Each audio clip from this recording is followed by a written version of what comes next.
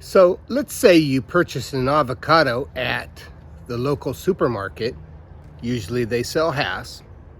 You planted it in the ground, and a couple years later, it's got a beautiful tree, but it doesn't produce any fruit. What are you going to do? Can you graft your favorite variety onto that seedling? We're going to take a look at that with this tree back here that was grafted several different varieties on a seedling Hass. But first, if you like this channel, make sure to hit that like, subscribe button, notification bell, comments and questions. Leave them in the comment section below. I do my best to get back to everybody with their comments and their questions. So let's take a look at this tree and the different varieties of grafts that we have put on it. I get a lot of questions about the proper rootstock to use when grafting avocados, and what would my advice be for a home gardener that needs to graft an avocado. A lot of folks say, you should use Zutano or something hardy. But here I have my neighbor across the street that has a seedling Hass that was purchased at the grocery store, and it wasn't producing any fruit. Me and a friend of mine, David, came over here and put some grafts on it for him, and that was probably about 10 or 12 years ago.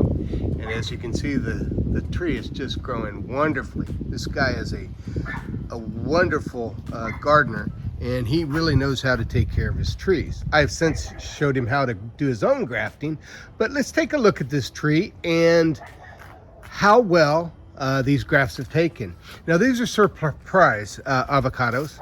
They're only a month or two old. They set about, I want to say April. And so they're not really far along, but as you can see, the surprise on Hass is just doing well here in Modesto, California, Zone 9B.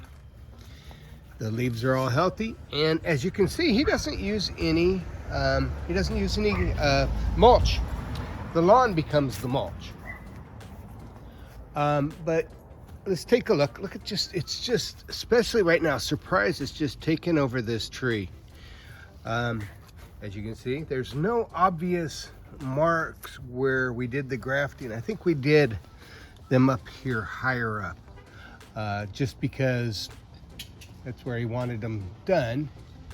But there's I think there's 4 different varieties in this tree. And like I said, I don't know if you can see that up there, just loaded. This tree is loaded with surprise. Now, there is also lamb Hass, and take a look how big this lamb Hass is, and that's only like 3 months after setting fruit. Lamb Hass doesn't ripen in our area. I know a lot of people are going to say it's a little bit early, but he harvests these in February, so they're less than a year on the tree. But look at the size of this. This thing is probably 10 ounces now, and it's only a couple months on the tree, as opposed to surprise, which is just it's clustered like cherries on this tree, but it's not nearly as big as the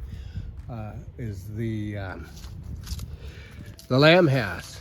But as you can see, this tree is just doing so good, and it's on Hass rootstock. It is just, look at that, huge fruit. It also, my friend David, he also put on a seedling. He calls it not Del Rey.